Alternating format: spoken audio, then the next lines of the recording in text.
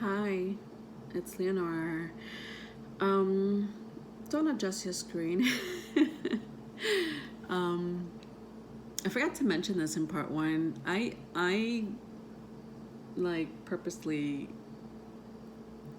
asymmetrically put my phone the way it is now so that the portrait looks like it's falling down and my candle feels like it's falling down and like the whole world is about to fall down on the other side. I had to do it that way because I kept centering this beautiful portrait, this lovely portrait that was given to me by my friend. I just love the way she looks. This is like all about what I'm talking about. By the way, um, it's about getting to know who you are without people around you. You know what I mean? Like just being within like the space alone. And you know, most people do end up being this way. You know, it's at your worst moment where you look like how this woman looks like. Now you could, look at this painting in many different ways, but um, I just look at her and she's really contemplating on what the fuck to do next. What do I do next? What do I do next? But in that moment, in that time and space where you're by yourself, this is where you get to heal yourself. Sadness really brings this up. Love. And so we have to open up our chakras. Remember I was talking about our chakras? And so I'm going to point to her with my pen. I'm not showing myself on camera today. No. So we have 9 chakras, by the way, that you have to get familiar with, boys and girls, because that is part of your ascension. It is part of healing yourself. And if you can't heal others without healing yourself, okay? Now, the crown chakra, which is the tippy top of her head, is something that you have to open up, okay? And I'm not gonna go into details with each chakra. Maybe I'll do a video about it one day, but I mean, honestly, if you Google it, you'll find out what each chakra means. So there's 9 important ones. The crown, your third eye, which she's covering right now. Funny things that she's covering right now. Not too many people can access their third eye. But we all have it. Third eye, right? The throat chakra, speech. Your heart chakra, usually it's in the middle, isn't it? Your sacral, it's like right underneath your belly button. That's your sacral. If you feel any discomfort or a lot of anxiety comes from this part of the body. I'm sorry, this is not your sacral. This is your solar plex. My bad. It is late. That's why I'm talking slower than what I usually talk, but I guess I always do talk slow. This is your solar plex. I don't know if I said that correctly or not. Sacral. This is the sacral area, that sacral area in between her legs. It is called sacral for a reason. It's very sacred. The root chakra is actually behind her. It's underneath. It's the bottom of your spine, basically. It's the bottom of your spine. It's carried out through your nervous system, and all the way from the top to bottom. That is your root chakra. Okay, that is like alignment number 1. You definitely, if without aligning all these other things, your root chakra would not be aligned. And then, believe it or not, we have left and right hands chakras. Yeah, this is just your hands can heal people. You know, and heal yourself. Yeah. Those are all chakras. Those are the 9 specific chakras they talk about a lot, to become one. Just one with the divine. You have to open up these chakras. You have to acknowledge the hurt, the fear, the regret, the guilt, you know, the ability to see and not see. Okay? Forgiving. That's a biggie, isn't it, for a lot of us? Yeah, we have to. That's how we open up our chakras. But I'm not an expert. I'm just giving you the 101 part of opening up your chakras and healing yourself. What else did I want to say about the chakras before I... Hold on, guys. So I'm like all over. Like I said, I like to wing it. Sag in me likes to wing things. Hold on.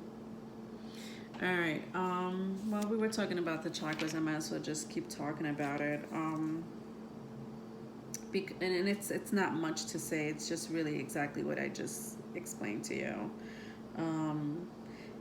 You know, like once you open up your chakras, you're opening up this vibrational field that you may not think you have. And this vibrational field connects you with other humans. I sense energy. I was talking about it in one of my videos. I think it was the last video I made, about the energy shift and how I'm clairsentient, that I sense energy very easily.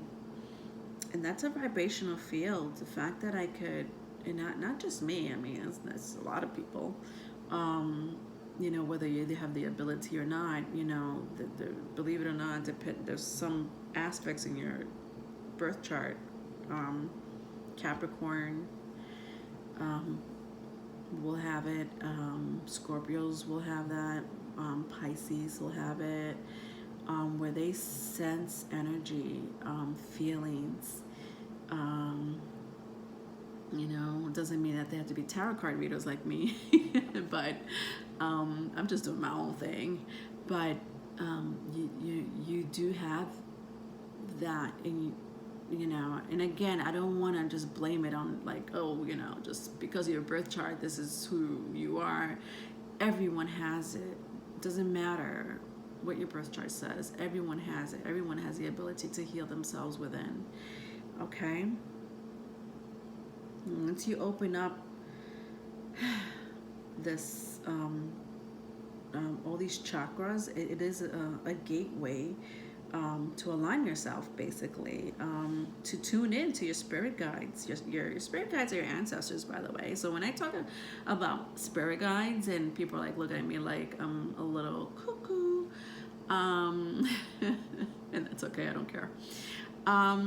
That's clairaudient, by the way. When you're listening to your spirit guides, your ancestors, those, especially the ones that protect you, or even the ancestors you don't know about. We all have past lives. You might have met them in your past life, but don't know them in this life. They might have died before you were born, or when you were little. You know, they're guiding you. Those are your guides. They're called spirit guides for a reason. It also tunes you into your higher self. In tuning in, talking about your higher self,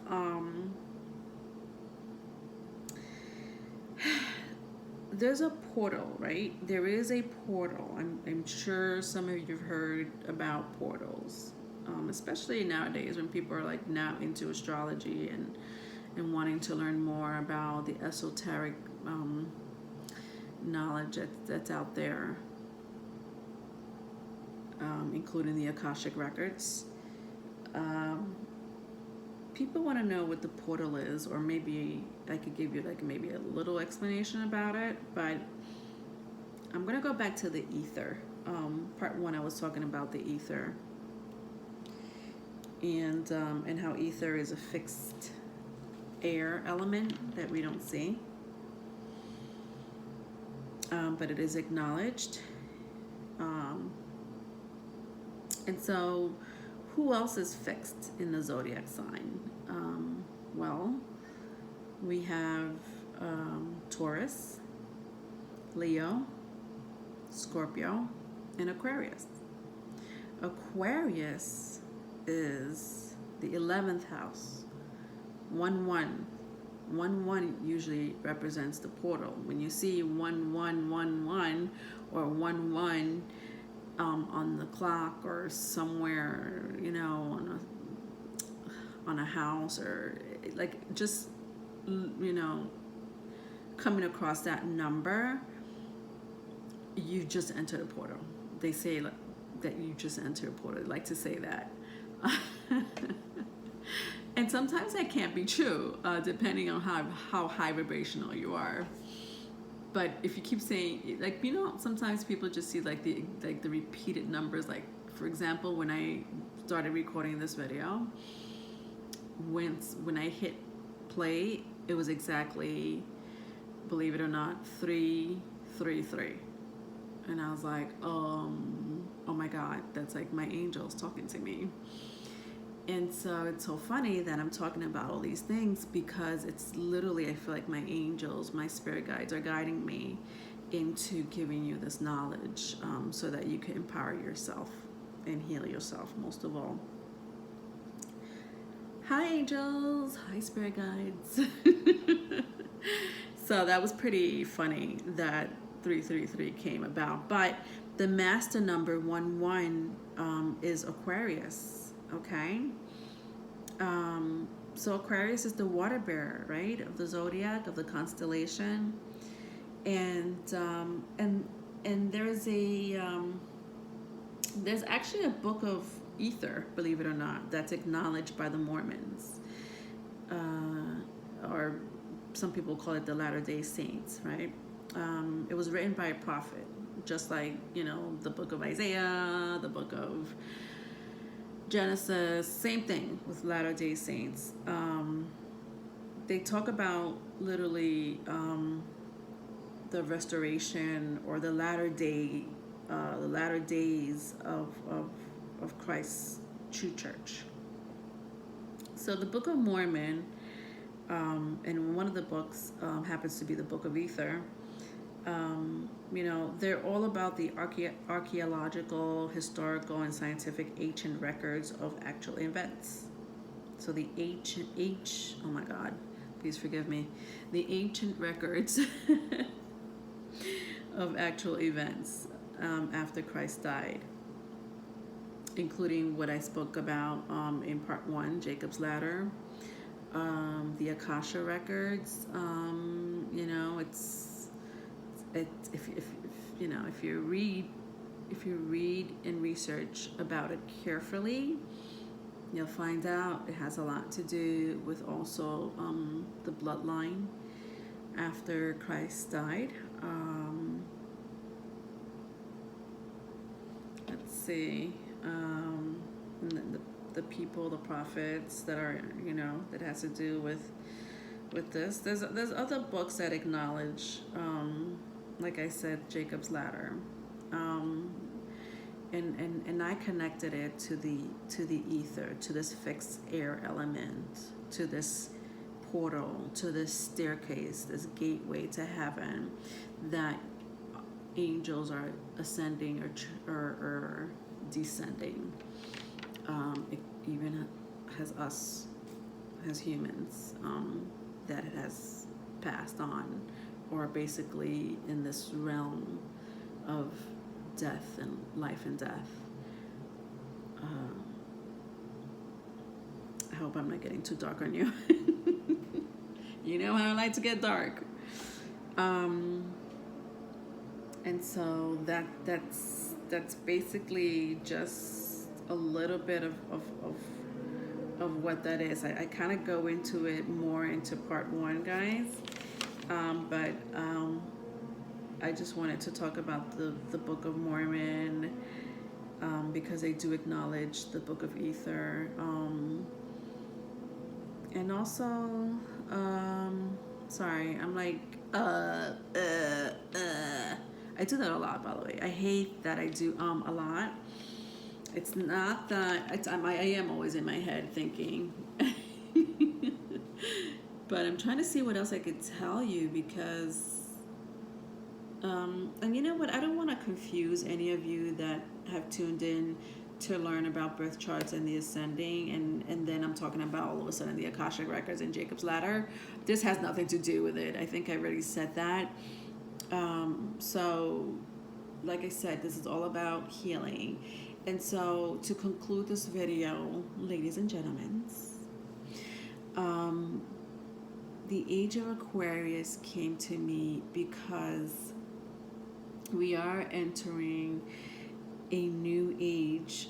We've been in the age of Aquarius since last year. I kind of mentioned that a couple of times or so in other videos. In this age of Pisces, that we have to kind of, that toxicity that happened in the age of Pisces, we do have to forgive, let go, God, clean up, so that our children, our nieces, our nephews, or even people that you are in close relationship with, your siblings, family is a biggie, because it is talking about the bloodline, and we have to not only heal ourselves, but we heal ourselves to heal others. And this is all about the age of Aquarius in a nutshell. It's not all about it, but it is in a nutshell. What will happen after that? I don't know. I know that in about 2,100 years or more estimation, the number is not really exact, to tell you the truth. We are going to enter not we, because we'll be long dead, but there are past life people that will go into that life. So if you have not learned to ascend in this life, you will have to learn again how to heal yourself and heal others, because that is our journey in life. And we can't heal others without learning to heal ourselves. And I know people out there telling me, well, this is what's going on in my life, and you don't know what's going on in my life, and how can I heal myself when so-and-so is doing this to me? I get it. Out of all people, man, I've had people come up to me with their stories, and I'm like, yeah, really? And I really stay quiet about my life, because my life, I like to keep it very private. When I talk about my life with you guys, it's really more about my birth chart, isn't it? And what my birth chart and how my birth chart affected my life. But otherwise, it goes deeper into that. Someone said that, I'm a book with closed chapters.